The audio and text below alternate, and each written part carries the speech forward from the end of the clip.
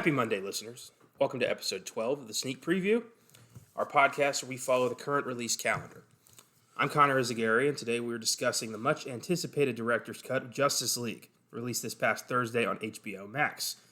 Regrettably, Austin could not be here today, so I've organized a special surprise for y'all. My guest host today is the person partially responsible for my love of comic books and superheroes, direct from Virginia Beach, my father, Tony Eyzaguirre.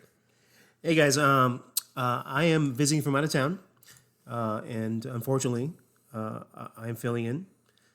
Can't make it tonight, so I'm going to do my best, provide any insight that I have. But I'm happy to be here. I'm going to let my son take it away. Well, thanks for being here today. Before we get into the Snyder Cut, let's take a look at what happened last week in film.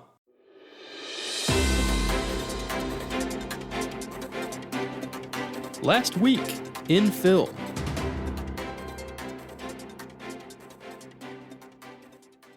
So, starting on a bit of a sad note, character actor Yaphet Kotto has died at 81 years old from undisclosed reasons. Kotto starred in Alien and was the villain in the Bond film Live and Let Die, among many other roles. He also had a lead role in the crime series Homicide: Life on the Street. He will be missed. He also played Idi Amin in The Fall of Idi Amin in a great biopic in the early 80s. Really? I didn't know that. Yeah. Wow. That's cool. I'll definitely be checking that out. The Ugandan dictator. He was one of my favorite Bond villains of the Moore era. Mr. Big, Dr. Kananga, this heroin dealer who was trying to monopolize the heroin distribution on the entire planet. Maybe it was a little over the top, but it's the James Bond movies. You kind of expect the villains to be over the top, and I thought he did a great job. So I always love Yaphet Kotto from Homicide: Life in the Streets. Yeah. I was a big fan of that during the 90s, and Yaphet Kotto played the lieutenant of the police force, and a great actor. Sad he's gone. Yeah, me too. Moving on, the upcoming Marvel Sony flick Venom: Let There Be Carnage has been delayed to September 17th, 2021. This one's been on the books for quite a while. It was supposed to come out last fall and has now been pushed this fall. I thought Venom was a pleasant surprise. I went in thinking it was going to suck, and I thought it was actually pretty cool. Did you get a chance to see Venom? I did not. It's pretty bitchin'. It got really horrible reviews. Everyone said it was a complete waste of time. The trailer looked terrible. Ended up grossing about $800 million global. 800 million? Yeah, huge success. All from word of mouth from fans. Damn. Tom Hardy was awesome. Riz Ahmed was great as Riot. There's a great tease for Woody Harrelson's Carnage, which I'm looking forward to seeing. Yeah, I thought for what it was, pretty decent flick. I'm excited for the sequel. Yeah, we'll have to watch that later. Yeah, especially since Andy Serkis is directing it. Oh, really? Yeah. Is this his first feature film directing? No, he's done a couple. He did Mowgli, Legend of the Jungle a couple years ago for Netflix, which wasn't bad. Kind of pointless. Disney had just remade the Jungle Book. We didn't need another one, but not bad. And then he did another movie I don't remember, but he's done a couple. Cate Blanchett has been cast as Donald Trump's sister in the upcoming drama Armageddon Time from writer-director James Gray. Nothing's really known about this film apart from that little tidbit. So I don't know what this is going to be, but Cate Blanchett as Mary Trump, right? I think so. Yeah. Yeah. So I love Cate Blanchett to death. I think she's a great actress. Phenomenal. So I'm on board, 100%. So weird. Martin Freeman has announced he's returning to play Everett Ross in the upcoming Black Panther 2. Pretty expected. This movie is going to be very odd because Chadwick Boseman is not going to be in it, regrettably. And Ryan Coogler has said he's not going to be recasting T'Challa. Instead, the film's going to focus around the supporting cast of Wakanda and kind of the succession of the throne, which could be very interesting. And I'm excited to see this. And I think it's going to be interesting because this movie's going to be building on Chadwick Boseman's legacy, which he established in such a short amount of time. And I was pretty certain Freeman was going to be back. I think everyone's going to be back. I've heard rumors Michael B. Jordan might be back as Killmonger, which would rock. So I'm still way behind. I still have to watch Homecoming, Spider-Man movie. So yeah. Yeah, understandable. I'm a huge super fan with nothing but time. It's a lot of movies to watch. Yeah, I'm doing my best though. Yeah, I've been on board since the beginning. I've seen them all opening weekend, like opening day. So I'm I'll be there for Phase 4. Lin-Manuel Miranda's new musical, In the Heights, has moved up its release date to June 11th, where it will be debuting in theaters on HBO Max. This is another one that was supposed to come out last year, got pulled, is now coming out this year, and this looks cute. I enjoyed Hamilton. I thought it was cool. Really long, but intriguing. And Lin-Manuel Miranda definitely has some talent, and In the Heights looks like it'll be an enjoyable film. Finally, and this was freaky, actor Armie Hammer is currently under investigation for rape. He's been accused by a 24-year-old woman of violent rape and physical abuse throughout their 4-year relationship. The woman, known only as Effie, has stated, quote, "On April 24th, 2017, Armie Hammer violently raped me for over 4 hours in Los Angeles, during which he repeatedly slapped my head against a wall, bruising my face. He also committed other acts of violence against me to which I did not consent." Hammer is under investigation by the LAPD and has denied the allegations. This is coming fresh off the heels of a lot of weird accusations of cannibalism and like bondage attacks and weird shit. So Armie Hammer it's not looking good for this guy. He's into some weird stuff. Yes, he is. And that's okay, as long as you're not hurting anyone else. Yeah. But he's clearly blurring the line of consent and is getting into some bad shit. So if this is true, wipe him off the face of the earth. I don't want to see him again. And it's looking like it's true. Ugh. A lot of smoke. Yes. Oof. Before we get into the Snyder Cut, I do want to talk about the Oscar nominations that were announced last week. This show airs on Mondays. We record it Sunday nights. Last week's Oscar nominations were announced on Monday, so it was some weird limbo where we did not get a chance to talk about them. So here they are. I'm sure you've all, if you care about the Oscars, have known about this and had an opportunity to kind of mull them over. So here they are. Best Visual Effects, Love and Monsters, The Midnight Sky, Mulan, The One and Only Ivan, and Tenet. Interesting bunch. I've not seen Love and Monsters or The One and Only Ivan, but I'm fairly certain Tenet's going to take this one. As you know, that film had a lot of story issues, but visually it's spectacular. So, yeah, bring it on. And I haven't seen any of these films. Yep, I'm pretty much solo on this one. Best Production Design: The Father, Ma Rainey's Black Bottom, Mank, News of the World, and Tenet. This is interesting because all of these could really take this. But personally, I would bet Mank. You know, David Fincher recreating 1940s LA. Beautiful. Best Makeup: Emma, Hillbilly Elegy, Ma Rainey's Black Bottom, Mank, and Pinocchio. An Italian movie where Roberto Benigni gets his shot at redemption after that horrific Pinocchio movie he did back in 2002. Wait a minute, is this a new Pinocchio. Huh. Yeah, Italian film. Roberto Benigni's playing Geppetto this time. So Benigni's in it? Yes. He's a part of this? He's Geppetto. Wow. Weird. This one apparently was critically acclaimed. Didn't even hear of it. Yep. The first I heard about it was these announcements.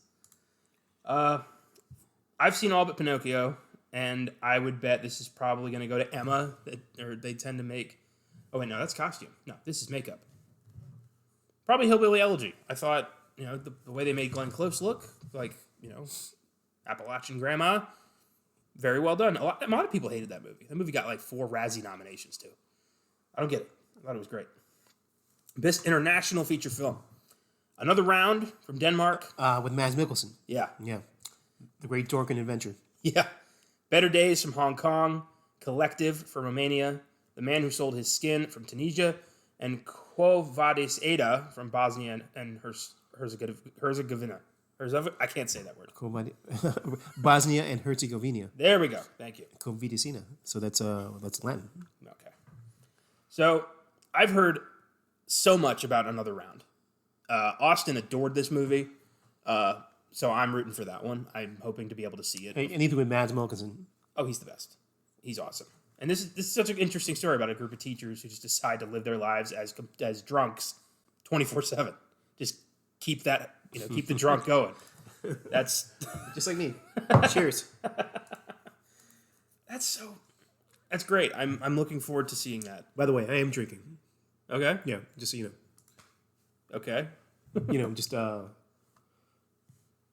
what's the phrase I'm looking for? I don't know. Full disclosure.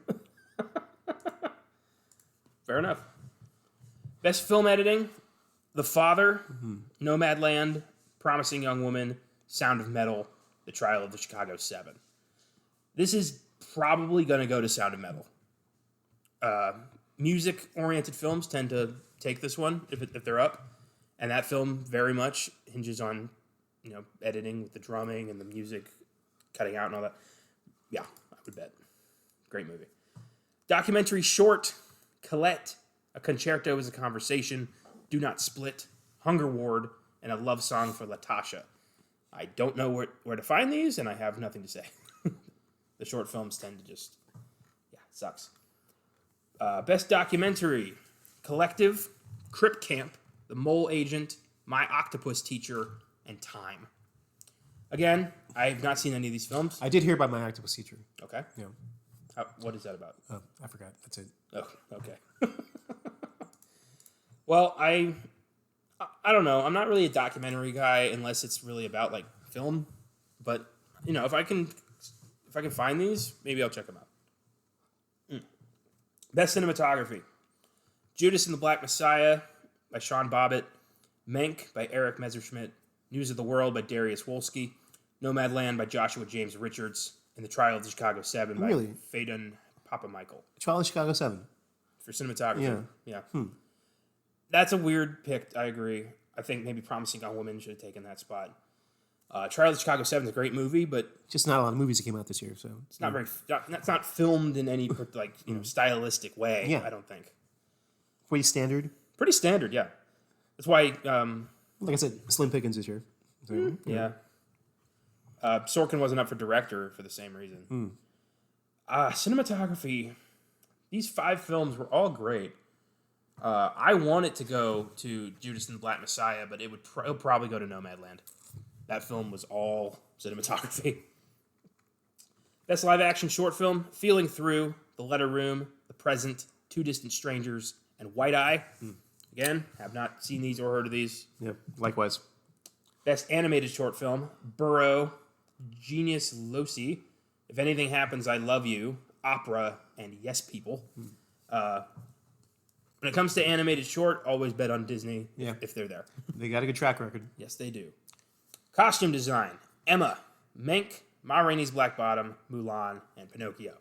And as I was saying before, with costume design, bet on the period film Pinocchio? Emma. Oh. Emma takes this because the British upper class films always have very elaborate costumes, and they usually take this award.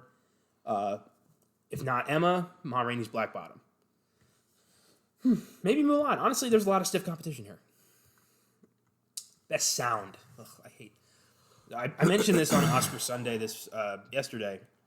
It's been best sound editing and best sound mixing for so long, and before that, it was just best sound editing and best sound, which is so vague and confusing to me. And now they've combined mixing and editing to just be best sound again. They should just call it like best sound design. Sounds better to me. Best sound sounds too vague. I thought there was a category for that. No, it's sound editing and sound mixing, and they combine those into best sound. I don't know. It's probably just me. I find it vague and confusing. Well, before you read it off, it sounds obvious to me like it's going to go for the Sound of Metal. Yeah, probably. It should. Greyhound, Mank, News of the World, Soul, and Sound of Metal. I'm trying to think of what did these films sound like, and I think Sound of Metal will probably take this, considering the film's about from the perspective of a deaf person. The film is about sound. It's about sound. It's about losing sound. It's about finding it again. Yeah, smart money's on Sound of Metal. Best original score: The Five Bloods by Terrence Blanchard, Mank by Trent Reznor and Atticus Ross, Minari by Emile Masseri, News of the World by James Newton Howard, and Soul by Trent Reznor, Atticus Ross, and John Batiste. No one's taking this away from Soul. This is, that's a hard bet. Yeah, that's Reznor's all day. That movie is all music. It's bouncy, it's sad, it's emotional, it's colorful, it's everything. He goes all over the place with that score. The three of them, beautiful. So, bet your money on that. Best original song: Fight for You from Judas and the Black Messiah, Hear My Voice from The Trial of Chicago 7, Husavik from Eurovision Song Contest. I can't believe that. Scene from The Life Ahead, and Speak Now from One Night in Miami. As much as I want Husavik to take this, I'm pretty sure The Life Ahead's going to take this because it won the Globe. It's kind of the one that's coming up, the one that the dark horse is kind of sneaking everything. Mm-hmm. But to see Eurovision Song Contest take that win would be so great. That song was such a great moment of the movie. It was so powerful and emotionally resonant. It made me cry. Just so personal. I loved it. And I would also want Fight For You from Judas and the Black Messiah because that's a badass song. I'm surprised Tigress and Tweed from the United States versus Billie Holiday didn't make the cut here. I thought that was great. It was funny. We were just in Austin. Yeah. And we drove by that one building. What street were we on? South Congress. South Congress. And we drove by a building, and I saw graffiti that said Billie Holiday died in her hospital, handcuffed in her hospital bed. Yeah. That's at the end of the film. That's part of the the final notes that come up. That's a statement from that, and it's very fucked up. It was a great movie, but very unsettling, and got almost completely shut out of the Oscars, apart from one nomination, which we'll get to. Best Original Screenplay: Judas and the Black Messiah by Will Burson and Shaka King, Minari by Lee Isaac Chung, Promising Young Woman by Emerald Fennell, Sound of Metal by Darius Martyr and Abraham Martyr, and Trial of the Chicago 7 from Aaron Sorkin. Why do you like Promising Young Woman? I did a lot, and I want that to take something. Screenplay's its best bet, but it's going to be really tough to take that away from Sorkin. Trial of the Chicago 7, tight screenplay. That is a good point. That's his. That's where he place. shines. Yeah. Sorkin's a writer. I mean, he can direct as long as he wants, but he is a writer. Sorkin is a writer. Yeah. Beautiful. See, the thing about this year is because the pickings were so slim, the competition is so stiff because all of these were really good movies. And it's really anyone's game. It's one of the most unpredictable Oscars in years. And I love that. Best Adapted Screenplay. Borat subsequent movie film by Sacha Baron Cohen, Anthony Hines, Dan Swimer, Peter Bainham, Erica Rivenoya, Dan Mazer, Jenna Friedman, Lee Kern. That's a lot of Oscars for one movie. The Father by Christopher Hampton and Florian Zeller, Nomadland by Chloe Zhao, One Night in Miami by Kemp Powers, and The White Tiger by Ramin Barani. I cannot believe Borat 2 is in here. I really can't believe that. Screenplay, too. I've always thought most, these films were pretty much ad-libbed on the spot. But I guess not. I guess they're tight enough to warrant a screenplay nomination. This is, in my opinion, probably going to go to The Father, adapted from Florian Zeller's play. Great family story about a man just refusing to accept his mental decline. And Nomadland might take it. I didn't think that story was its biggest strong suit, but it seems, a lot of people seem to disagree with me. And I have not seen The White Tiger, so don't know. And One Night in Miami was great, too, so that could take it. Best Animated Film: Onward, Over the Moon, Shaun the Sheep movie, Farmageddon, Soul, and Wolfwalkers. Again, as much as I loved Onward, no one's taken this from Soul. This was the animated movie of 2020. So, good luck. Best Actress in a Supporting Role: Maria Bakalova, Borat subsequent movie film, Glenn Close, Hillbilly Elegy, Olivia Colman, The Father, Amanda Seyfried, Mank, Ya Jung-joon, Minari. A lot of surprises in the acting nominations this year. Ya Jung-joon getting nominated for Minari was a surprise. Glenn Close getting up for Hillbilly Elegy, getting an Oscar nomination and a Razzie nomination for the same performance. It doesn't happen very often. Maria Bakalova getting up for Borat 2 is fantastic. Damn, you know what? I don't know. I want it to go to Glenn Close. I think she's long overdue for an Oscar. She's been nominated. I think this is her 9th nomination. Never won. She is so good in this movie. But it could go, Olivia Colman beat her once. Maybe she'll beat her again. And Amanda Seyfried is great in Mank. This, again, this one's anybody's game. I do not know. Best Supporting Actor: Sacha Baron Cohen, The Trial of the Chicago 7, Daniel Kaluuya, Judas and the Black Messiah, Leslie Odom Jr., One Night in Miami, Paul Raci, Sound of Metal, and Lakeith Stanfield, Judas and the Black Messiah. So cool to see Lakeith get a nomination here. Very cool. And Paul Raci, he also has been shut out of most of the award season, but got an Oscar nomination. So great. And I am pretty sure this is going to go to Daniel Kaluuya, and it should. He was unbelievable as Fred Hampton. Fantastic performance. He should be in the lead actor category. I don't know why he's in supporting. But that is such a powerful film. I recommend checking that one out if you get a chance. Best Actress, Viola Davis, Ma Rainey's Black Bottom, Andra Day, The United States versus Billie Holiday, Vanessa Kirby, Pieces of a Woman, Frances McDormand, Nomadland, and Carey Mulligan, Promising Young Woman. This is probably the most competitive category in the show. All 5 of these performances are fucking gold. I don't know. Andra Day took home the Globe. Frances McDormand is the favorite. She'd be winning her 3rd Oscar if she takes it for Nomadland, and that would put her in acting royalty that only a handful of actors have achieved. But I'm pretty biased. I want this to go to Carey Mulligan. I thought she was incredible in Promising Young Woman. So we will see. This is, Vanessa Kirby and Viola Davis, they have a chance too. It's crazy. God, I love the Oscars. This is my Super Bowl. Best Actor, Riz Ahmed, Sound of Metal, Chadwick Boseman, Ma Rainey's Black Bottom, Anthony Hopkins, The Father, Gary Oldman, Mank, and Stephen Yeun, Minari. Another very competitive bunch. Chadwick Boseman took home a posthumous Globe for Ma Rainey's Black Bottom and is the favorite to also take home a posthumous Oscar win. But, Anthony Hopkins was amazing in The Father. Riz Ahmed was amazing in Sound of Metal. Gary Oldman was amazing in Mank, and Stephen Yeun was amazing in Minari. It's anybody's game here. It is so cool. There's no favorite. Best Director, Thomas Vinterberg for Another Round, David Fincher for Mank, Lee Isaac Chung for Minari, Chloe Zhao for Nomadland, Emerald Fennell for Promising Young Woman. Thomas Vinterberg kind of came out of nowhere to take a spot that was heavily favored by Regina King for One Night in Miami. Who knows? I think the favorite is Chloe Zhao. She's won pretty much every award in the game for Nomadland so far, so taking the Oscars wouldn't be a shock. It would just be, icing on the cake. So we'll see.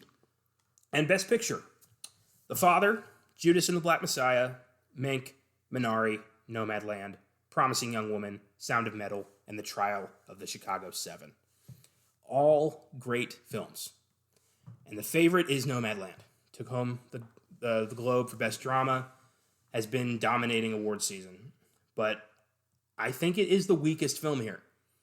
I think it's a great movie, but the rest of these films are so much better. And that's crazy when the favorite is not the best one. Just goes to show it's anybody's win here. My personal favorite's Promising Young Woman, but that's a long shot. So we'll see. The Oscars are on April 25th, and I can't wait. We're going to be planning a special... April 25th, that's your grandfather's birthday. Right on. That's fantastic. Got a lot to celebrate that day. We're going to be planning a post-Oscars reaction show for the sneak preview the Monday of that week, and we can't wait. We're counting down the days. Very exciting. So, the Snyder Cut. The mythical director's cut of Justice League that fans never thought they were ever going to get. They got. So, Justice League came out in 2017, was met with critical and fan disdain. The film grossed only $657 million on its $300 million budget. That's abysmal for a comic book movie these days. Just before that, actually, the next year was Avengers Infinity War, and that grossed into the billions. Actually, that same year was Wonder Woman. That also grossed into the billions. So, somebody dropped the ball. Fans condemned its sloppy CGI, its tonal issues, and its sloppy storytelling. And admittedly, Justice League, the original version, has not aged well. It's really forgettable. And when a movie about the most famous superheroes in pop culture history uniting is forgettable, somebody messed up. Bad. Admittedly, I kind of liked it when I first saw it, but in subsequent viewings, it has gotten worse. Yeah. Well, I remember we saw it at the movie theater, and as a lifelong DC fan, it was finally exciting to see, Wonder Woman, Batman, Superman, The Flash, Cyborg on the big screen. Yeah. But you're right; it has not aged well. No. I feel like a slapdash, haphazard film. Try to cram in something for everyone, Yeah. and as a result, no one got anything. Yeah. It was trash. Yes, it did. I thought that the choice of Steppenwolf as the villain was already weird. Like, I mean, Steppenwolf, not a dark side, not a franchise villain. No. Yeah. For casual fans, even for hardcore fans, Steppenwolf, who the hell's that? Yeah. It was a weird choice. I mean, the giant catalog of DC villains that the Justice League have gone up against. And to tease Darkseid, Yeah. not even visually, just reference him in the script. Just a poor choice, a very poor choice. Yeah. I mean, Desaad, I think, would have been better. Like, the way the We barely got Desaad. What did we get? in the original copy, it was just Steppenwolf. It was only Steppenwolf and the Parademons, and like a cameo from Lex at the end. But Brainiac would have been an interesting choice. Mongol. I don't know. Save Doomsday for that movie. And it made no sense for Steppenwolf to tease Apocalypse, the planet of Apocalypse in the first one, Yeah. without Darkseid. Yeah. Absolutely no sense at all. Like Darkseid would ever send, and just one guy to go conquer a world for him. He's the conqueror. I don't know. And then what the hell happened to Cyborg? Yeah. He Completely marginalized. got sidelined. He got benched. We got nothing in the original from Cyborg, and he was trying to be so pivotal and critical in the Snyder Cut. Well, my biggest issue really with the original is how creepy they made Steppenwolf. Like the whole, the whole mother thing. Like, what was that? Weird. That was weird.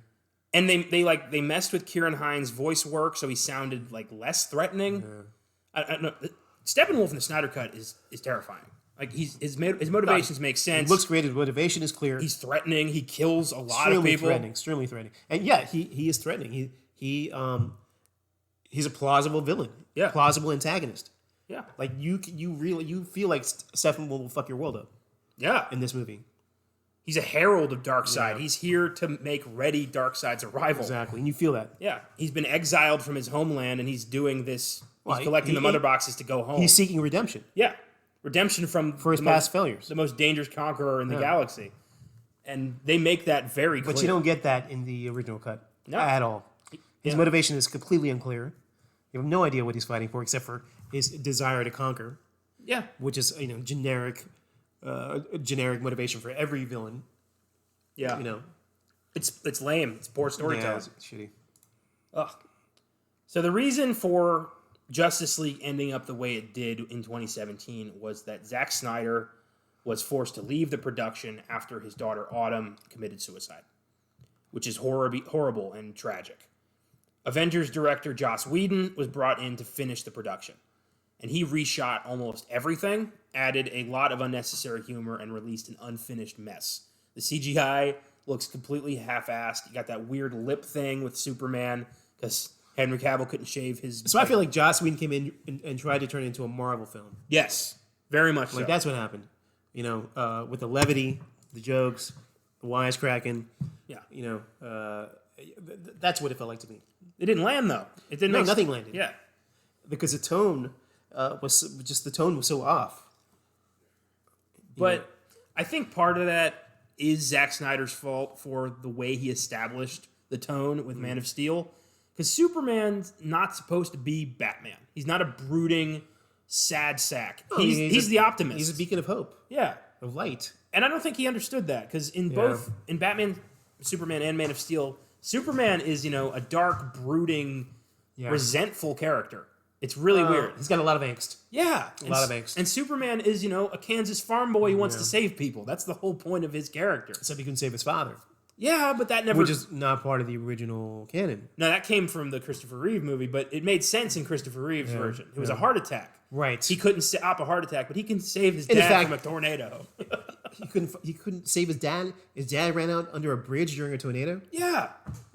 It made no sense. It made his son, the most powerful man on earth stand by, so he didn't give away his... What the hell? Yeah. That makes no sense at all. I have so many issues with Man of Steel. Yeah, it is a good film. I do enjoy it. No. But as canon, As an establishment film for a universe, it sets a very sad, not fun tone. And the whole... So you end up with a traumatized Superman. Yeah. That is carrying that around with him as he tries to save the world. But then in Batman vs. Superman, he never overcomes that. There's never like a moment where he's like, maybe I can be a beacon of hope. It's just that the whole time. And his death doesn't seem earned. You've only been with him for one movie. So he's got the death of his whole race on his shoulders. The death, the destructive Krypton. Yeah. The death of his adopted father. Yeah. So he keeps carrying all this trauma with him, and never deals with it. Yeah. Never deals with it. You've got a world who hates him. Yeah. Batman vs. Superman. Everyone hates Superman for being practically a god who's unchecked. And that's a cool direction to go in. But it's never fully explored. Exactly. As to why they hate him. Yeah. It's almost, they state he's a god amongst men, but he doesn't demonstrate that.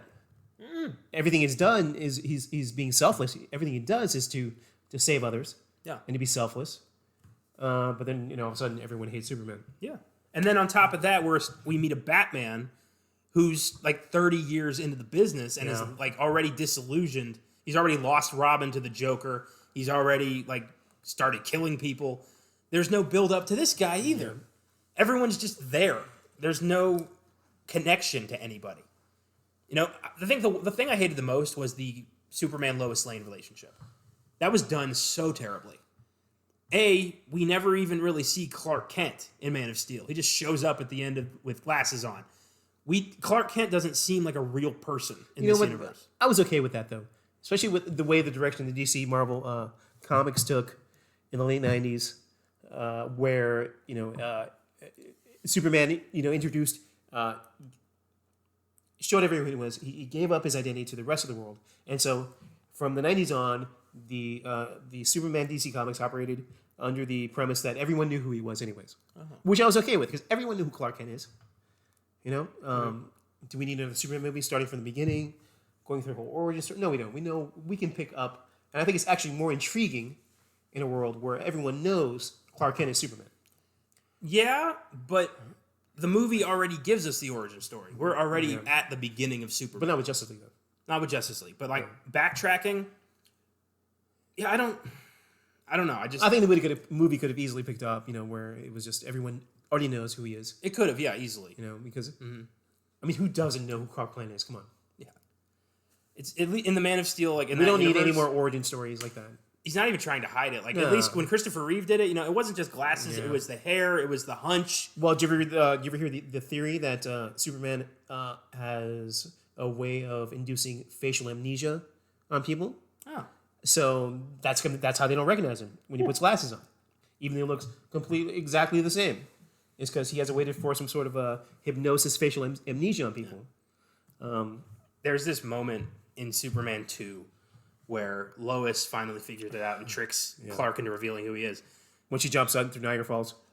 Yeah. Well, there's that, and then where she shoots him with blanks. Oh, that's right, yeah. And you just see Clark Kent straighten up. Yeah. And it's that's Superman. Yeah, that's cool. That was great. That is cool. Yeah. Yeah. Yeah. When you see Christopher Reeve. Yeah. He's like, oh man, yeah. I think he's right, because for Christopher Reeve in the Superman movies, has always had this kind of hunched, submissive posture. Yeah. He was this goofy guy.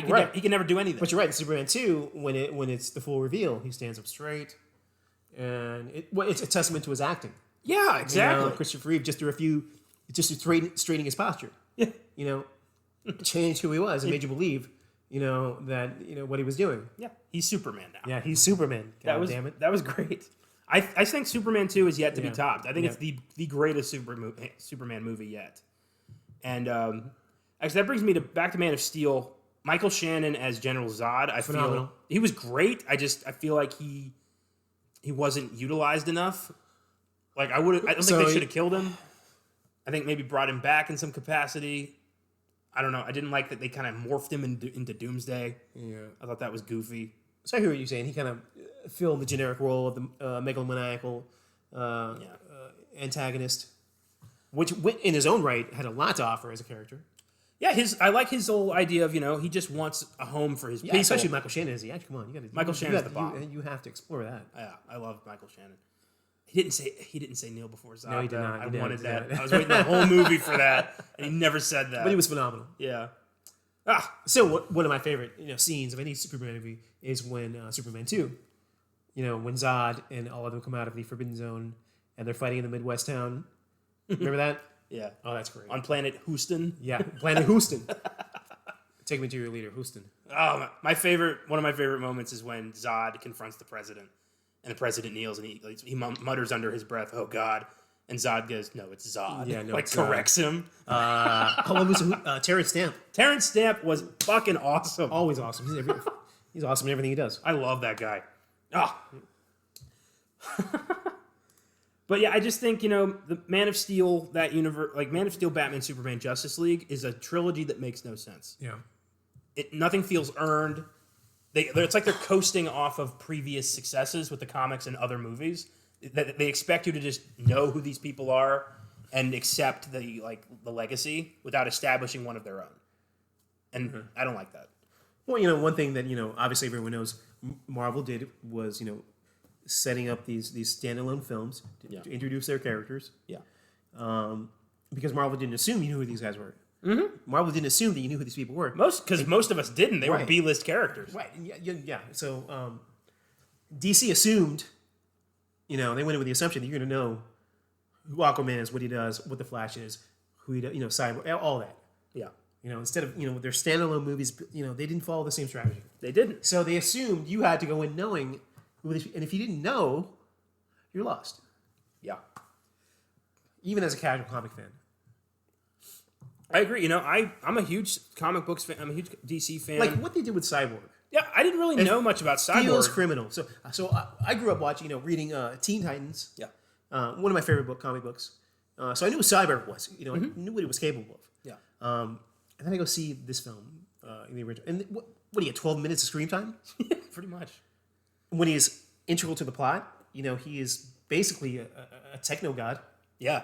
He can plug into, the global internet. Anything he wants. Yeah. And he's so critical and he's so powerful. But I guess he pissed Whedon off. He did, yeah. He got like 10 minutes screen time in the original. That's another thing I want to bring up. And that was criminal because, yeah. What was the actor's name? Ray Fisher. Great actor. I don't know I haven't seen him in anything else. I don't know what this was kind of it for him. Like this was his big break, really. I was so impressed with his acting. Yeah. So impressed. With his emotion, the way he emoted on screen, what he brought to the Cyborg character, as being fully CGI. Yeah. Basically he just acted with his face, for the character. But I was so impressed. Well, and it seemed criminal that he didn't, Yeah, he earlier last year, Joss Whedon came under fire for allegations of abuse and Ray Fisher started poor behavior. Ray Fisher came out and said that Joss Whedon called him out on created a toxic environment on set, and he was a bastard. And Warner Brothers backed Joss Whedon and pretty much exiled Ray Fisher. So you gotta wonder if that had anything to do with it. Probably, yeah. With his limited screen time, I bet. Because in the Snyder Cut, he's incredibly crucial to the plot. He is integral to the plot. Yeah. I would say he gets the most screen time out of anybody besides Batman. Yeah, I agree. I mean, we get to see his whole origin. Because he is so crucial to what happens. He's created from the mother box. Yeah. And he can, how is that not in the original film? It's crazy. It really is crazy. He is created from one on the mother box. Yeah. I don't remember if that's in the original film or not, but... It was, but it was like casually mentioned and never brought up again. It should have been... that's a huge plot point. Yeah. Massive plot point. Whedon has since kind of gone underground after the Charisma Carpenter from Buffy the Vampire Slayer and Angel came out in Ray Fisher's defense, and then the entire cast of both those shows came out in her defense. That's pretty ugly. So Joss Whedon's career is pretty much over, and his allegations are probably true. And Ray Fisher, meanwhile, his big reward was he got cut from the Flash movie. Let's not get sued. We don't know if it's true. I said probably. Might allegedly be true. Allegedly we true. have no idea. Yeah. But Ray Fisher, in response to all of this, was cut from the upcoming Flash movie. Oh, was he? Yeah. Damn. So his career's over, regardless of whether or not over. Fisher's done. at least with DC. That is a damn shame because I really felt with the Snyder cut. Yeah. He was one of the highlights. Yeah, a lot of people really felt like he I think he made that movie for me. Yeah, it was fine acting. well, he was going to be in the Flash. He's been cut from that, and then DC has said they're not going to recast the character, so the character's been shelved. That is, yeah, what a waste of potential. What a waste. So Whedon's cut ended up being a lot more humorous, weirdly, trimmed down substantially, and really kind of fruitless. So there was a lot of the humor was excised, left out of the Snyder cut, which I'm okay with. Yeah. I like the tone that he set, for the film. Mm-hmm. I got to admit, one of my favorite scenes was Wonder Woman in the bank, whatever that was. That was cool. Man, that was badass. Yeah. And that scene was in the original cut, but like trimmed down and rescored. Oh, yeah, the extended scene. Mm-hmm. So much better. She's badass with the gauntlets, just blocking everything. That, and one thing I absolutely loved with the Snyder Cut is how much they used her theme. Yes. Like whenever she showed up, yeah, like shit got ramped up, and you're like, oh shit, it's Wonder Woman. She's got a badass theme. It was like she's about to fuck shit up. Yeah. Oh, and she did. Oh, she did. She fucked shit up. It was brutal. That's nothing. I didn't. I knew it was going in was an R-rated movie. I did not expect the brutality. No. Pleasantly surprised. Yeah. Because it was well deserved. Mm-hmm. My word. So after Justice League came out, everyone was like, "What was that?" Yeah. And disappointing. Despite Zack Snyder, in my opinion, dropping the ball for Batman v Superman, the fans were like, "Hey, where's the Snyder Cut? Where's his movie?" And for years, people were saying, hashtag release the Snyder Cut. This was a huge movement. And then when HBO Max rolled out, they made a deal with Warner Brothers to actually use this Snyder Cut as a way to promote the service. And here we are with a 4-hour cut of Justice League that is infinitely better. Infinitely better, but I feel like somewhere in that 4-hour cut, there's a 2.5-hour cut, maybe a 3-hour cut that is that could be more broadly aimed to a larger audience. I agree. Don't Don't be wrong. I fucking love that movie. Yeah. I will watch it again. Yeah. It's for fans. Yes. But somewhere in there is a 2.5, 3-hour cut that is accessible to non-fans and fans alike. Yeah. They could appeal to everyone. But I mean, you could just watch it in the 6 parts, and it's awesome. Yeah. I mean, back in 2017, if the tragedy did not happen and Zack Snyder had remained on set, well, I wonder what the film would have looked like. They never would have let him release a 4-hour cut, so he would have had to make cuts somewhere. Well, maybe his original plan for multiple sequels, right? Yeah, this was supposed to be a 2-parter. You think it would have given it to him? He might have, depending on the success of Part 1. Because the reason, after Justice League failed at the box office, DC's whole plan was changed. But I feel he would have had to make some compromises. Yeah. That would have been readily apparent in this film. Mm-hmm. I love the Snyder Cut. It is great. I absolutely love it. It's the only version of this film I'm ever going to watch. 4 hours, I feel like 1.5. Yeah, I love when a long movie doesn't feel long. No, that's a mark of a great film. Yeah, it was really, and it was indulgent for comic fans. Yes, yeah, which I loved. We got to see. We had to see Martian Manhunter. Yeah, Green Arrow, Green Lantern. Lantern. Yeah. We saw Zeus and Ares. That was awesome. We saw a lot. Darkseid's Entourage. Badass. Joker. Yes. we got this was a love letter / apology. Yeah, that's what it was. And it's a shame that it's not going to go anywhere else, any further. I don't know. I mean, this is blowing up. Maybe Warner Brothers will realize, hey, maybe there is something left here. But in the COVID age, is it worth it for them to, invest in a franchise? I don't know. I mean, that's only going to air on HBO Plus. They're betting heavily on the Batman, and they're ramping up production on the Flash. That is true. So DC's not like done. They've kind of rebranded almost. They know that they can't do an interconnected story universe like Marvel can, so they're focusing on individual. But they projects. can though. It's all there. I know. Just do it. It's ridiculously easy to pull What this the off. fuck? It's all there for you. Just do it. Yeah, I don't get it. They have the most recognizable comic book characters on the planet, and they fucked You up. got Superman. You got Batman. You got Wonder Woman.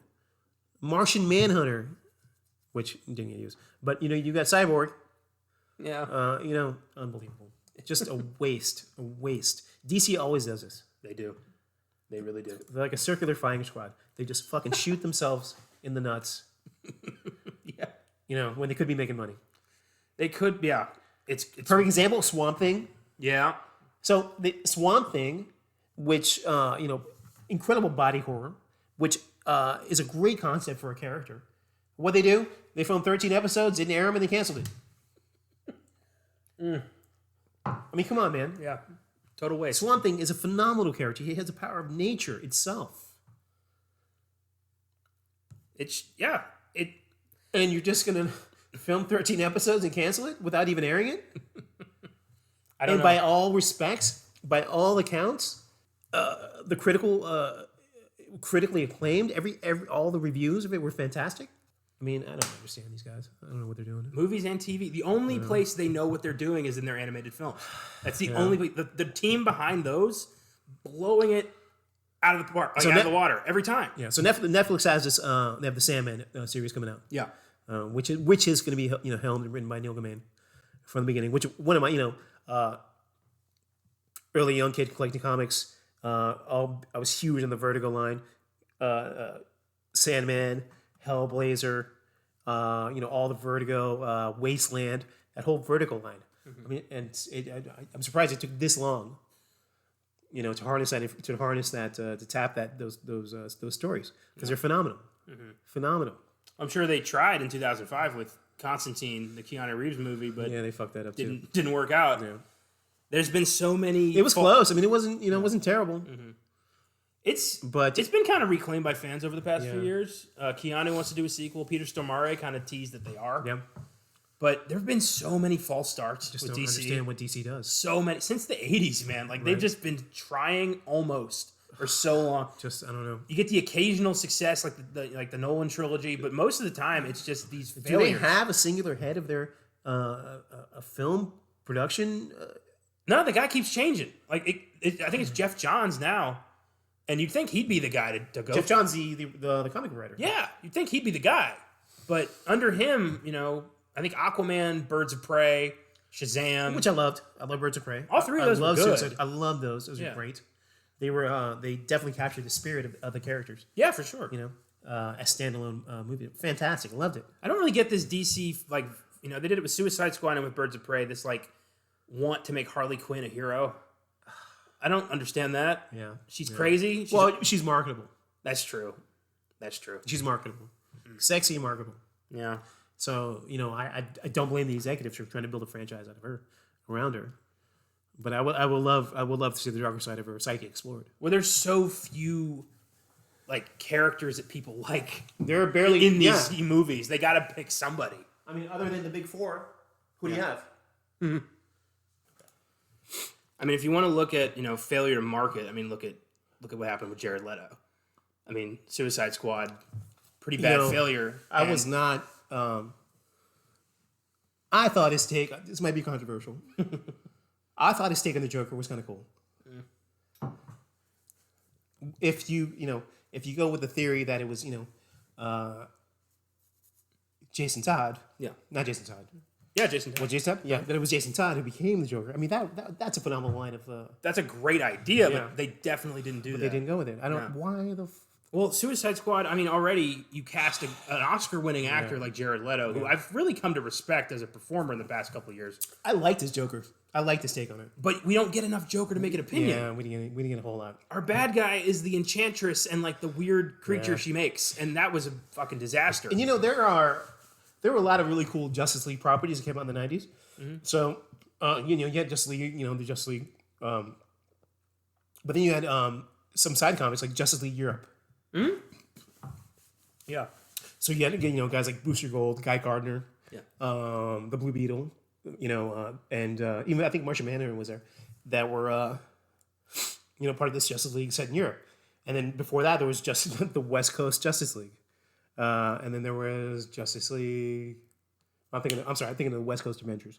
But no, yeah, but there was Justice League Europe. And that was a great comic. Yeah.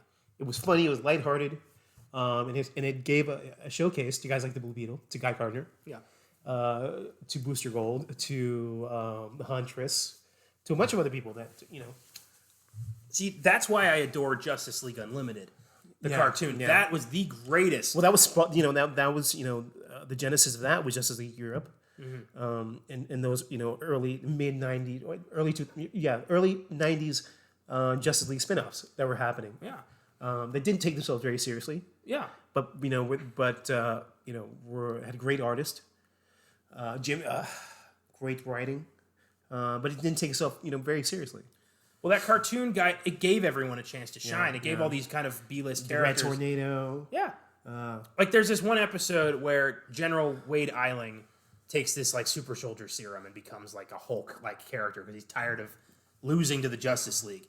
And most of the Justice League are off world fighting some bigger threat. So Vigilante, Stripe, and yet Stargirl and Shining Knight. And you guys had to question. Yeah. They all go in and fight this guy and they lose, but the people are like, "Hey, you tried to save us. So we're going to save you." Like it was a great moment. There's an episode where Brewster Gold saves the world and no one believes him. Nobody. Yeah, Like it was cool to have you those. didn't get his props. Question, like uncovering the whole Cadmus thing. Yeah. Like that was brilliant. One of my favorite comics in the early '90s was The Question. Yeah. which was part of the. I don't remember if it was part of the Vertigo line, but it was his own thing. A great comic. Love the Question. And then you'd have Huntress. You had some really cool, comics that came out in the '90s that just kind of fell to the wayside. They weren't making money. But DC, they don't gamble like Marvel does. Marvel made Guardians of the Galaxy $1 billion success. These, a comic about a talking raccoon in a tree that worked. Yeah. But DC, if it's not Batman, Superman, or Wonder Woman, they're not going to bank on it. They have so many characters. Yeah. So much material to work with. I know. But I will say that Jared Leto's Joker, for me, was a little bit redeemed in his one scene in the Snyder Cut. True. That was awesome. Yeah. That's the Joker I was expecting. Not all the stupid ass tattoos, the grill, the pimp coat. I don't need that. I was okay with that though. No. I was okay with that. Well, we are going to get a new interpretation. It was a different interpretation. We still got James Gunn's Suicide Squad movie to look forward to. I've heard the villain might be Starro, the Conqueror. Who's that? The giant like starfish alien. That like populates like little starfishes to control people's minds.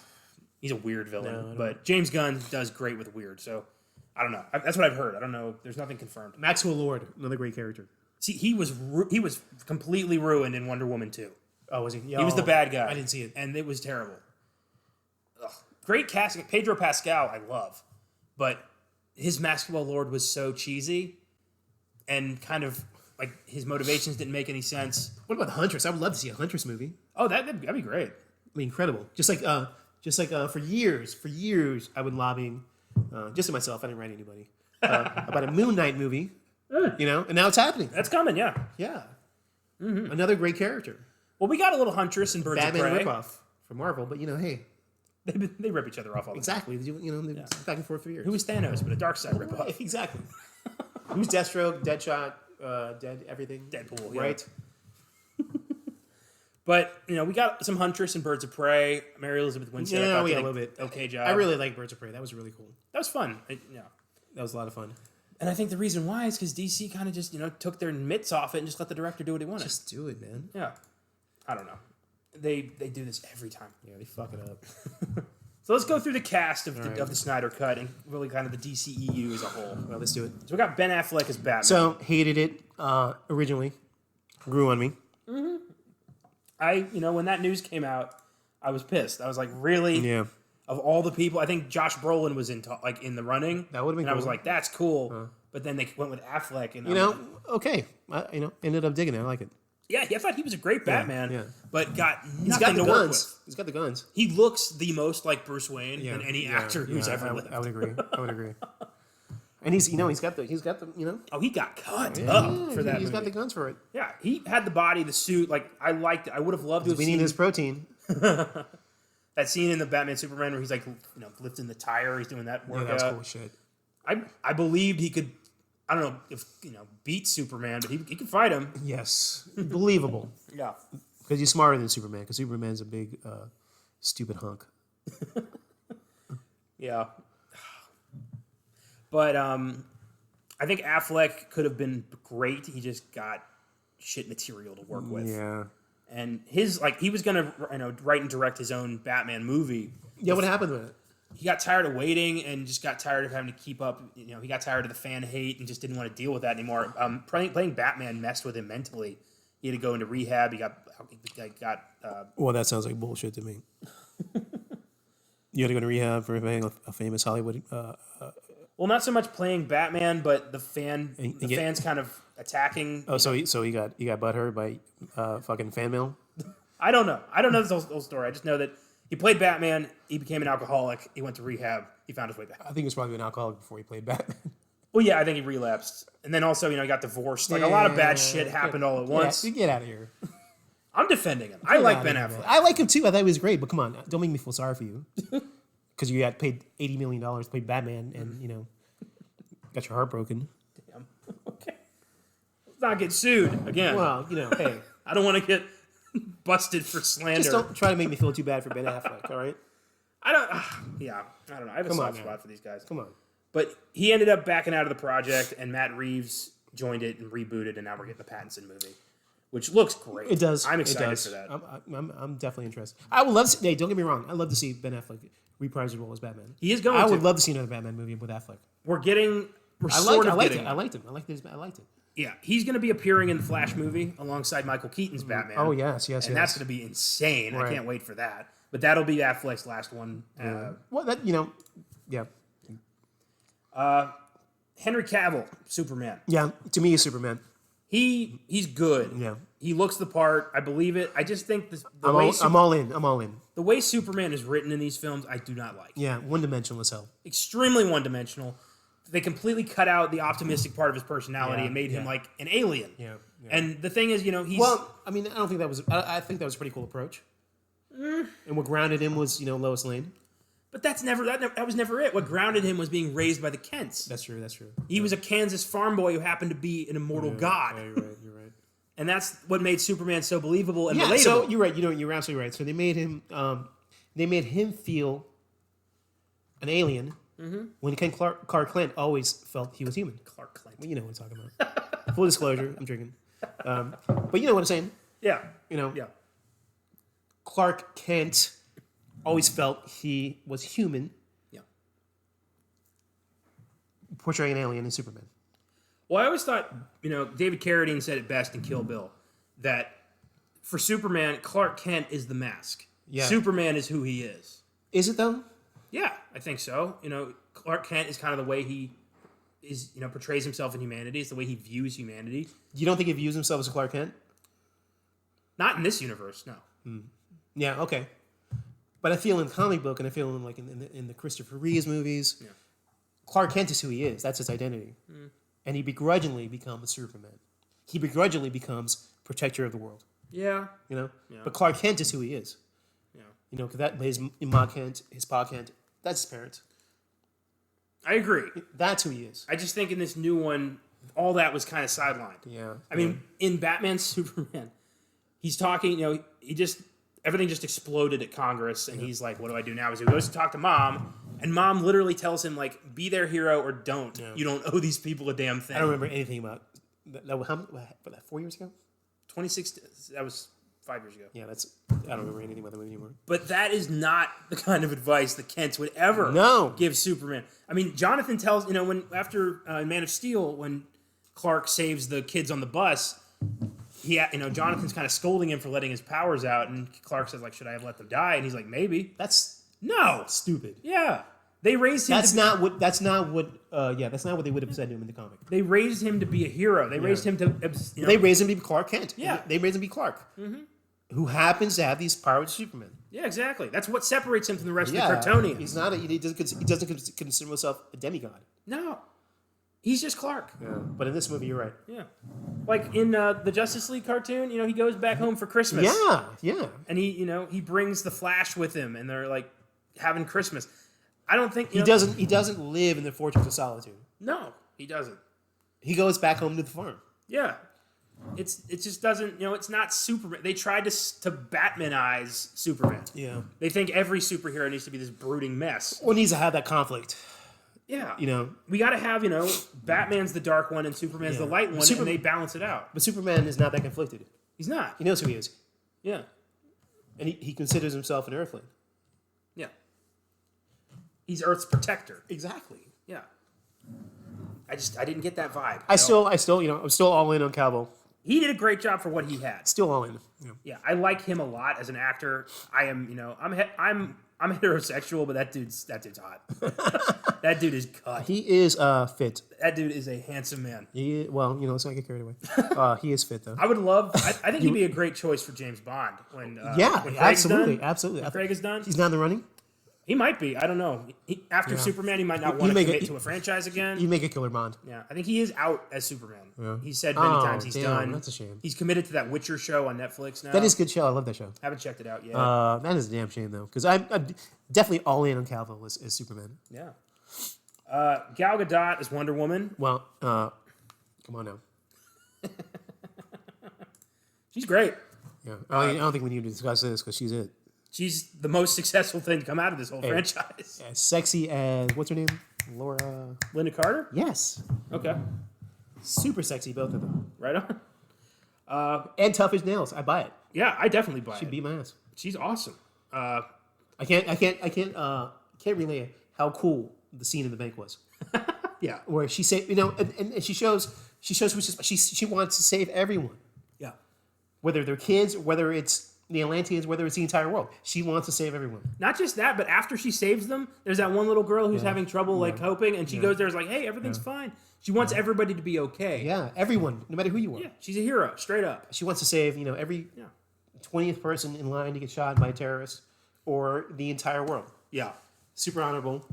I would have liked more of that. Yeah. But I feel like this movie, plays like it's established who these people are, so we don't need to. Well, with Wonder Woman, she's the only one who really was established. We got her movie before we got Justice League. That's true. And I hate that they dropped the ball on Wonder Woman 1984. Yeah. I'm all in though with Gal Gadot. Yeah, she's great. Yeah, fantastic. How badass was it that she got the kill? Yeah. That she just, cut off that bastard's head. Shit. Jesus. Holy shit. Yeah, she killed it. Ezra Miller as the Flash. This guy annoys me a little bit. Fair enough. I haven't. Hey, yeah. I'm not saying I don't think he's a great Flash. I kind of want to say he's trying too hard, but that's part of the character. It's true. Barry Allen's awkward. I like what's his name? Brian Austin Green, whatever his name was. The TV guy? Yeah. Grant Gustin. Something like that. Yeah. Love that. Maybe I'm being too harsh on Ezra Miller.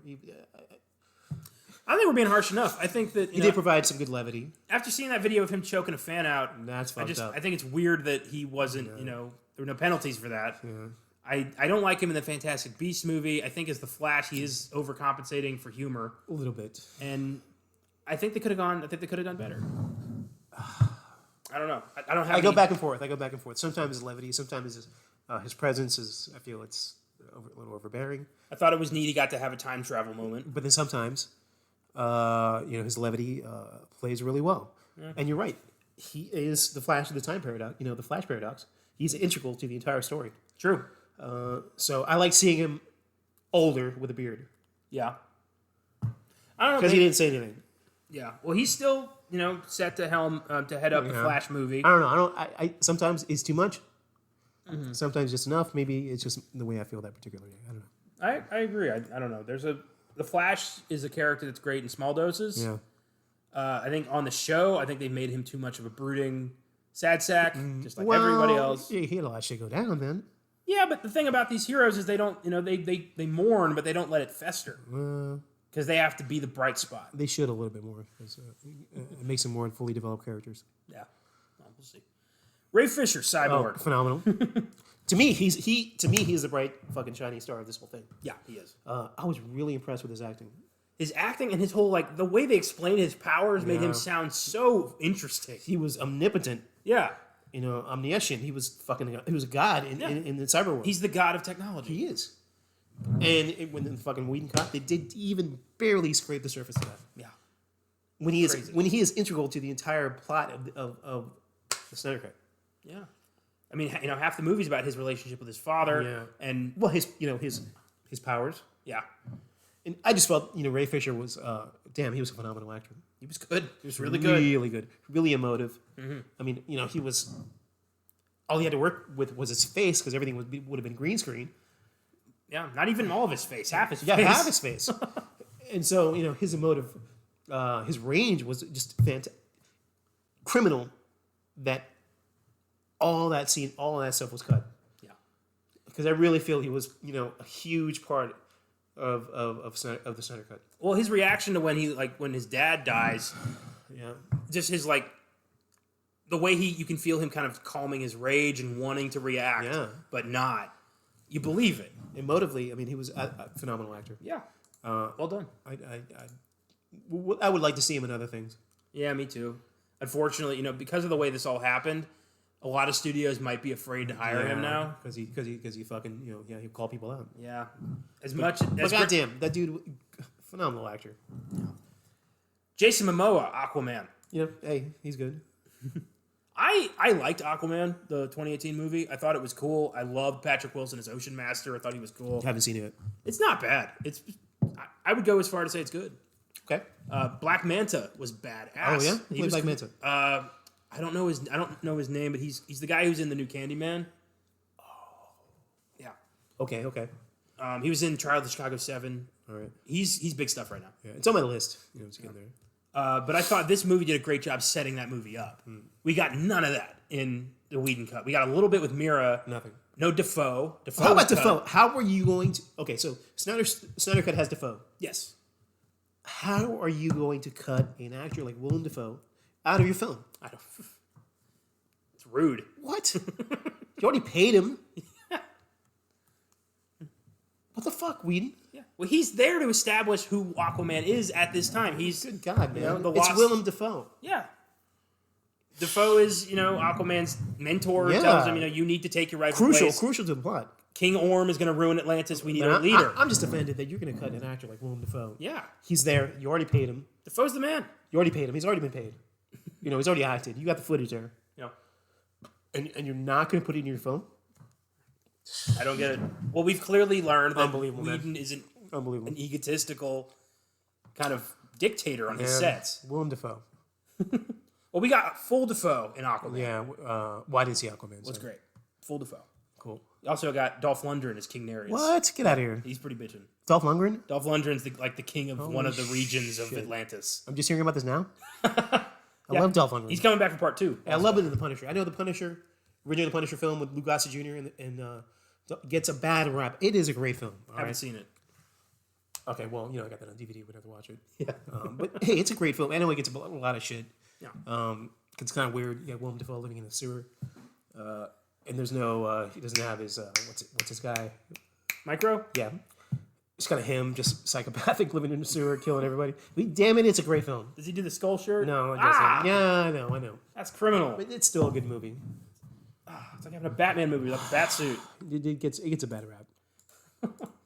Well, Momoa, I thought, is, he's badass. Yeah, He's sexy man. great way to do Aquaman. I love this, this new kind of angry king Aquaman that's been established in the 90s. I'm waiting for him to lose the hands where he has the hook. Yeah, That'll happen. That'd be great. Yeah, man. Nothing. You can't complain about Momo. Yeah. Jeremy Irons is Alfred. Solid. Yeah, interesting choice. I think wasted in Batman v Superman.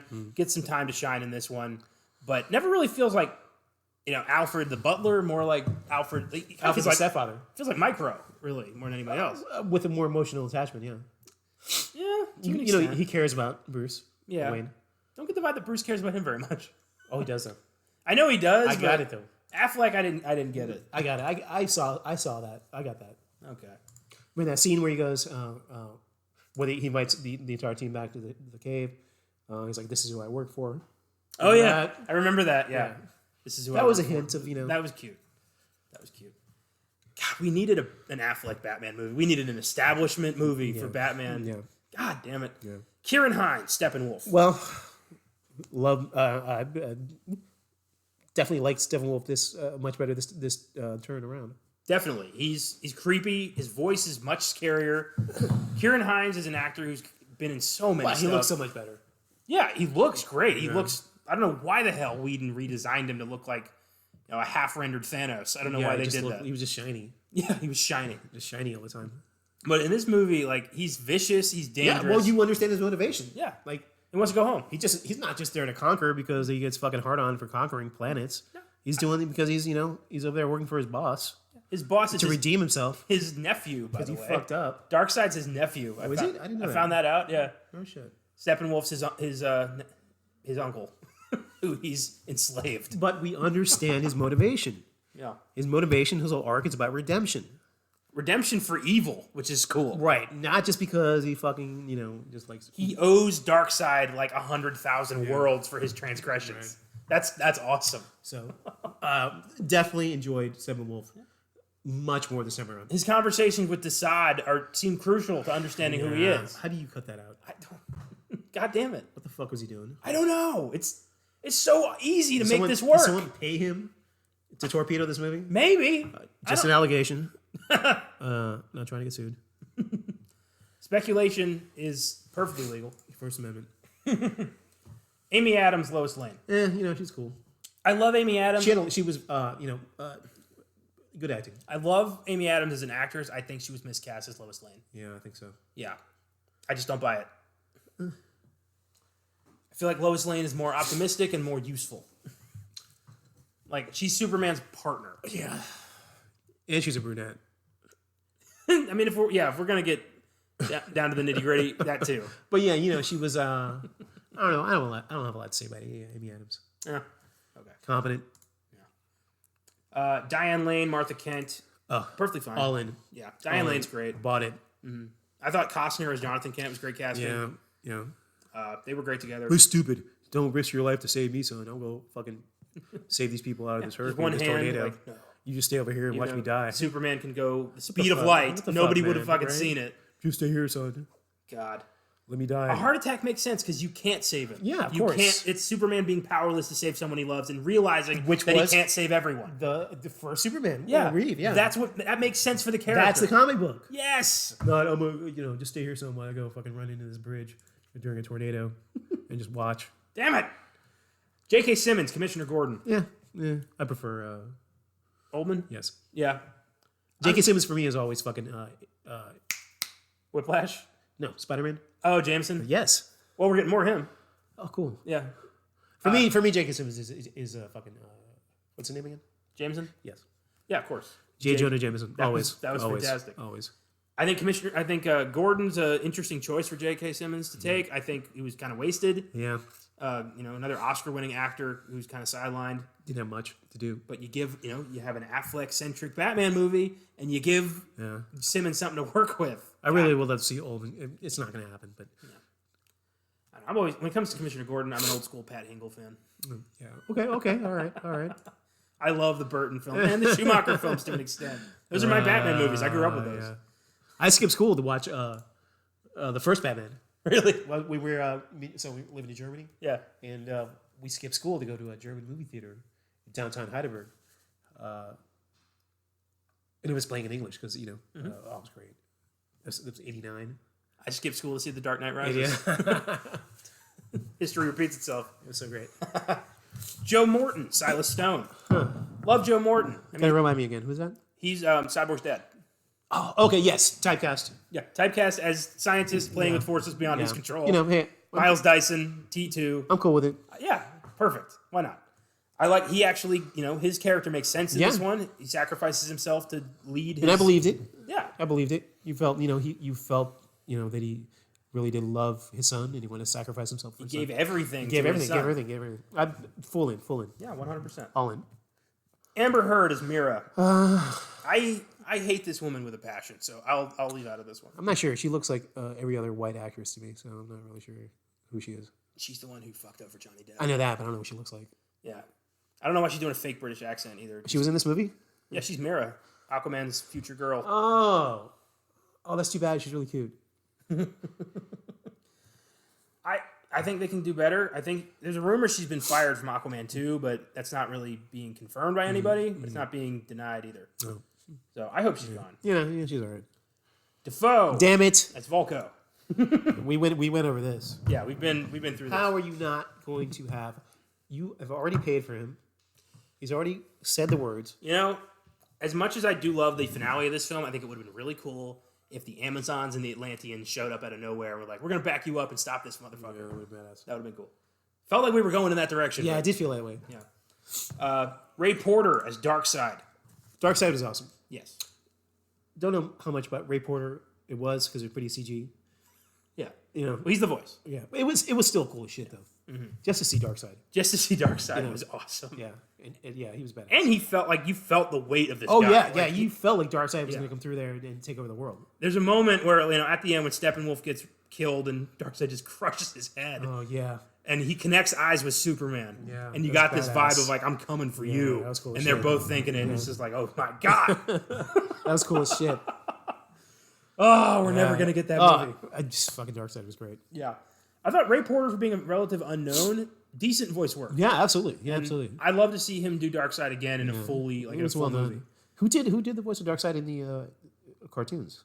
Michael Ironside. Oh, Michael Ironside. Oh And shit. he was, Oh, why did they have him do it? I don't know. He was the I best. love Michael Ironside, He was man. the best. He's a badass. Fucking Ratchik Yeah. as Yeah, Darkseid. he's fucking great. Oh, man. And I think in the Apocalypse War movie, it was Tony Todd. Oh, was it Tony Todd? Yeah. Candyman? Mm-hmm. Holy shit. Harry Lennox as Martian Manhunter. Too little, Yeah. too late. I know. Well, it's never too late. Well, I like the But idea it was that too little. Lennox, who's playing this general through Well, the he first was two, he was Martian Manhunter the whole The entire time. John Jones Yeah, has the been entire time. overseeing John this whole Jones, thing. yeah. Never popped out to help Superman fight Zod or Doomsday. You know, I But wonder why they didn't go because because Martian Manhunter was part of the original Justice League. yeah, he was part of the lineup. So I wonder why they didn't do that. I don't know. Well, then we wouldn't have gotten Cyborg. So, Cyber was cool. Yeah. And then finally, Jared Leto is the Joker. You know, I like it. I dig it. I'm going to add in one more. Jesse Eisenberg is Lex Luthor. Ugh, terrible. Yeah, I think the worst mistake they ever made. Garbage. And that's saying something. I don't know who the hell thought that was a good idea. Trash. I mean, he would have made like a great Riddler, maybe. Eh. He would have made a mediocre Riddler. He would have been great if he wasn't in any of it. So that's what I prefer. Yeah, I agree. Come on, you following in Gene Hackman's footsteps? Gene Shoes? Hackman, yeah, I thought even, Spacey was all right. Yeah, well, it was all right. My favorite to date has been John Cryer on Supergirl. He was phenomenal. You're right. That Michael is good. Rosenbaum on Smallville, great. Yeah, he's a Luthor good has been great. Honestly, my all-time favorite is Clancy Brown. Eisenberg was just always hamming it up. Yeah, Lex Luthor's not that kind of bad guy. Too much. Lex Luthor Is subtle. Is subtle, yeah. He's, the billionaire who you believe could defeat Yeah. Superman. Yeah.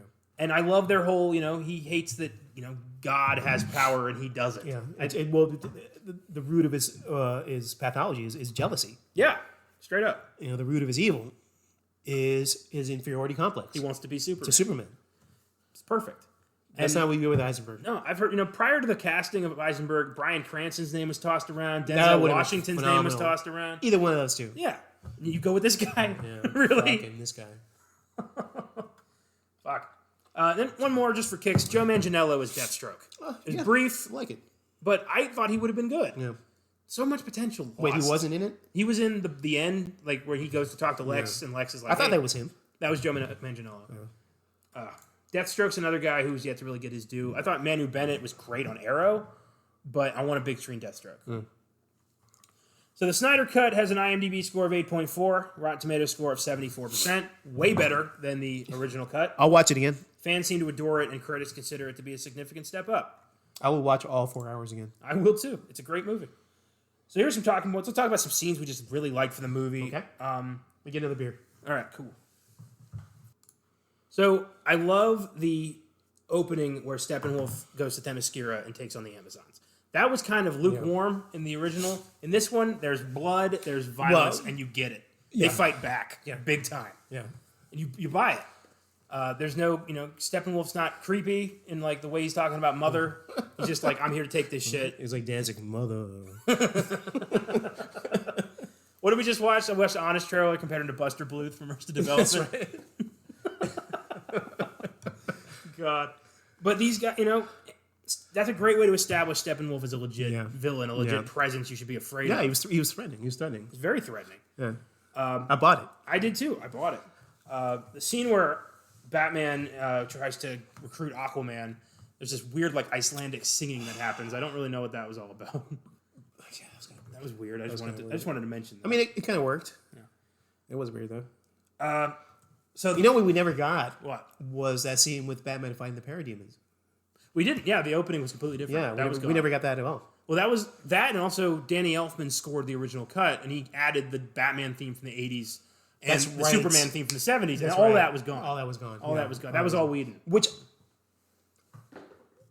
I feel like it would have been distracting in the Snyder cut. Yeah, I agree. Mm-hmm. The opening with Superman being interviewed for some kid's podcast, where he's like, hope is like your keys, all that shit. That's all gone. All that was gone. The lip flutter. I don't know. The big battle scene where we meet Darkseid is so much bigger than the original. So in the beginning, Yeah, where it's just Steppenwolf, or Wonder Woman's kind of telling Batman, like, this is what we're up against. the prologue when you have Ares and Zeus. Well, that wasn't prologue. That was like in the middle of the movie where Wonder Woman finds like the secret room and is like telling Batman, this is the guy. Well, okay, it wasn't technically a prologue, but it was that was Flashback. bad as shit. That was so great. fucking cool. That was awesome. When fucking Ares took the giant axe to Darkseid's shoulder. Holy shit, man. That was crazy. That was cool. Seeing Ares and Zeus take on That Darkseid was cool as shit. nuts. That was cool as shit. That was cool. The Green Lantern flying around. Yes, that was awesome. Darkseid like rips off the ring and crushes it. Yeah, that was cool. Good God, man. Yeah, that was a phenomenal. That was a great scene. Just the guy jumps off a ship. Why and, would you not have it in your movie, Joss Whedon? God, what a waste. It's like you wanted this movie to fail. It was so... He might have wanted it to fail. Allegedly. I said might have. But I just don't get how he could cut that. Seeing Darkseid... Man. Darkseid being like dragged away by his people with a gaping axe wound in his shoulder, passing out. It's like he got all the wackest parts of the movie. And he fucking made a movie around those. I don't know. I can't explain it. I don't either. Maybe he was too busy. Well, I'm not going to say that. Ooh. Harassing people. Ooh. Harassing women. Well, Allegedly. I've already talked about how much I love the use of Wonder Woman's theme in pivotal moments. Phenomenal. Where she shows up and starts kicking Phenomenal. ass. Phenomenal. That was great. Like when Steppenwolf, like when they're Really evoked a lot of emotion yeah, in me as a viewer. chills. Yeah. I was like, Yeah, oh shit, yeah, it was really here cool. here she is. It's like, holy shit. And she was bad as hell. Yeah, like in the sewers when Steppenwolf kidnaps all the scientists and he tells Wonder Woman like your sister's begged for death or something. Yeah. And she's like, oh, I'm coming for you. The theme kicks in and she just rushes his What'd ass. you say? You were a liar. Yeah, and just woof. Yeah. Yeah. Shit. Steppenwolf tried to play mind games. We get like 3 of those moments, And in she this wasn't movie. having it. Oh no. She was not having Oh it. no. One thing I did wish was in this was there's a scene in the original cut where the Flash admits to Batman like I never fought bad guys. I've never saved like I don't know what to do. Right. And Batman tells him save one person. Yeah, that was not in the other one. Right? No, it wasn't in the Snyder cut.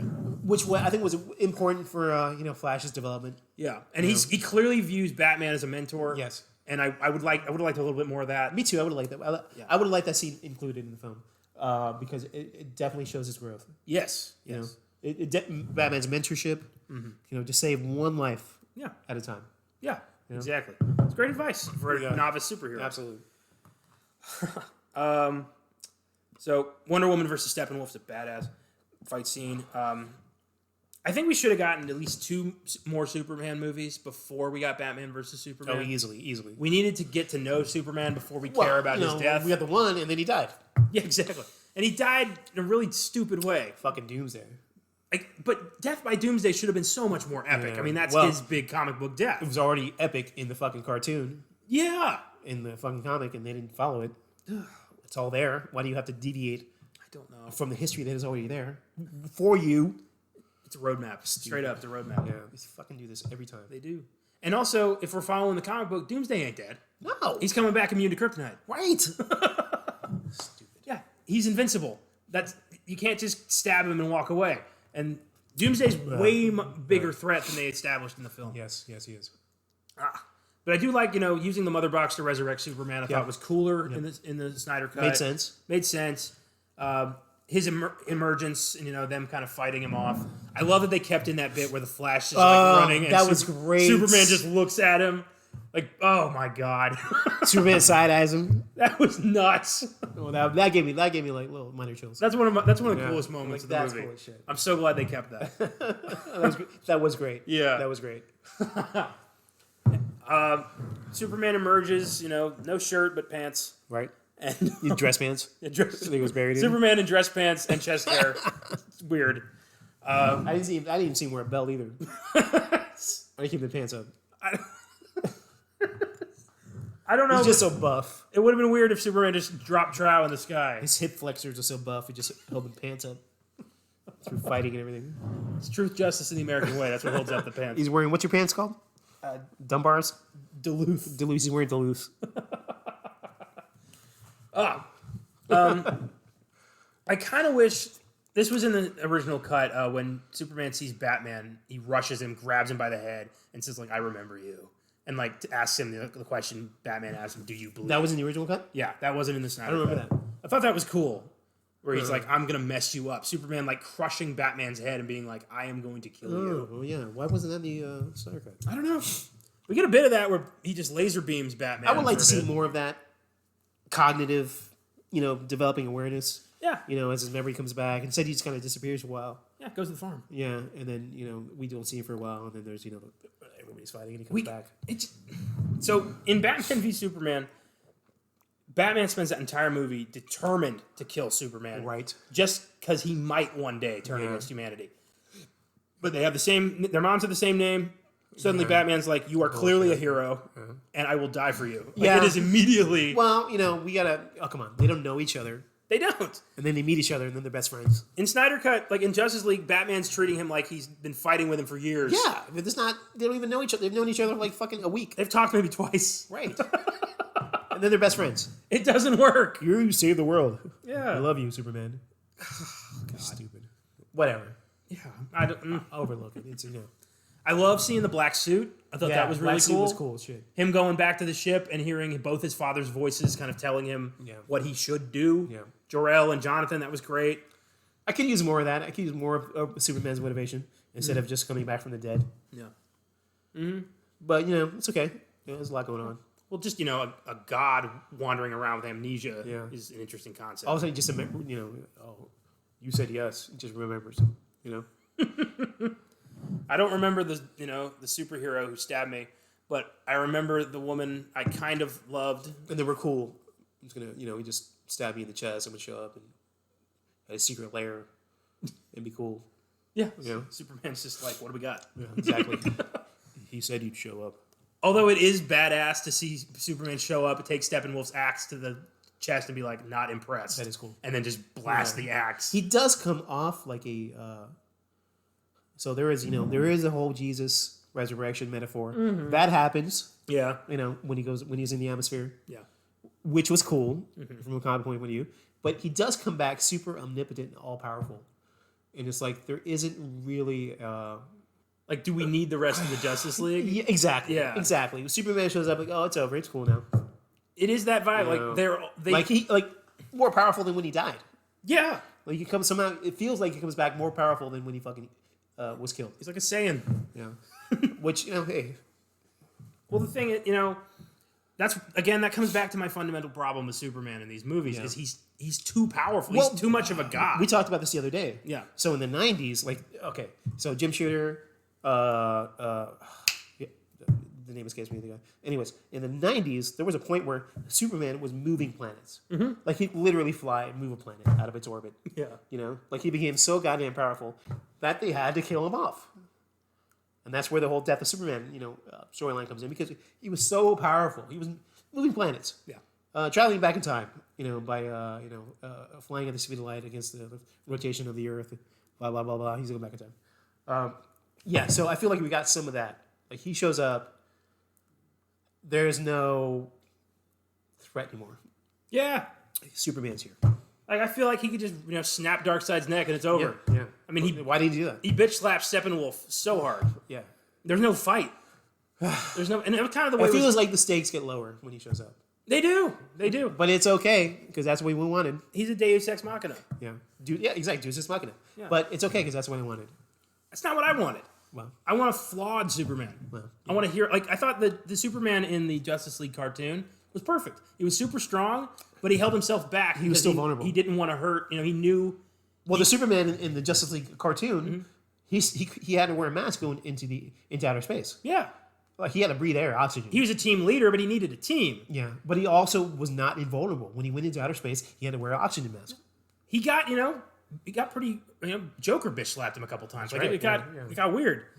I love when Amazo shows up and wipes the floor with everybody just to find out from Lex Luthor, who am I? That was a great episode. To see him just whack Superman across the city.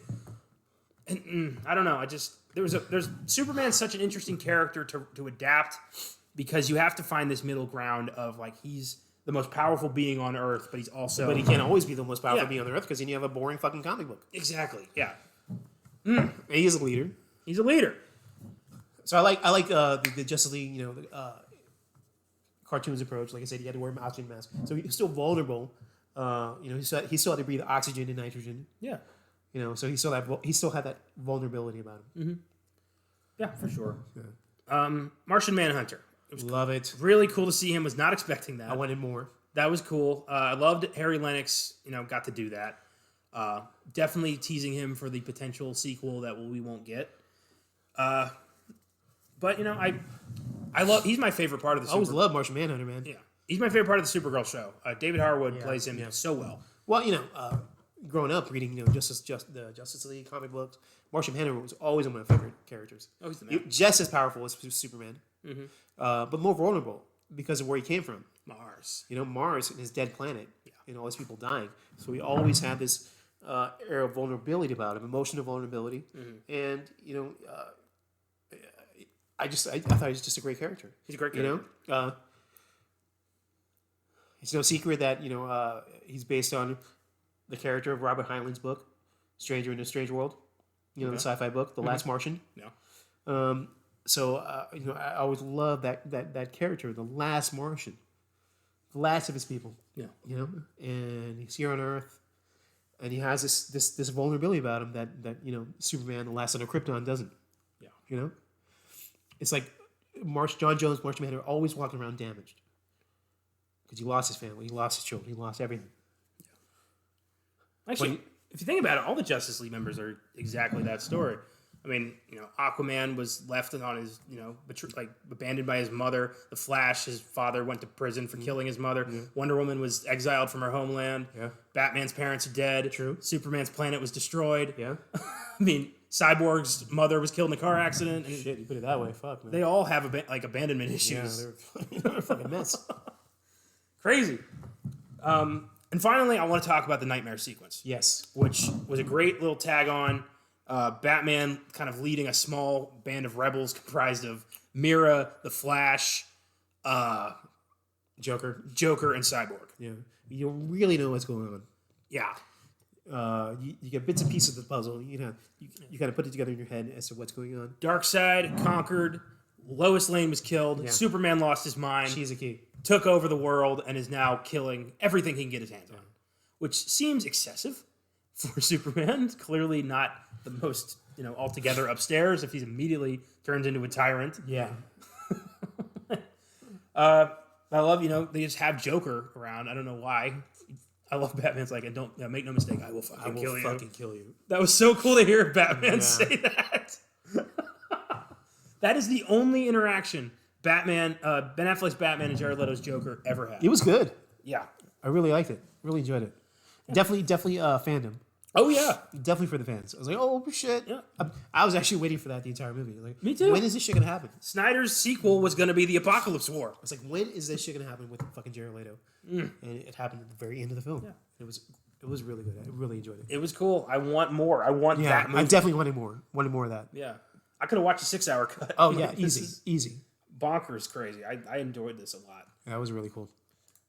Any other final thoughts you'd like to bring up? I just really enjoyed it. Yeah.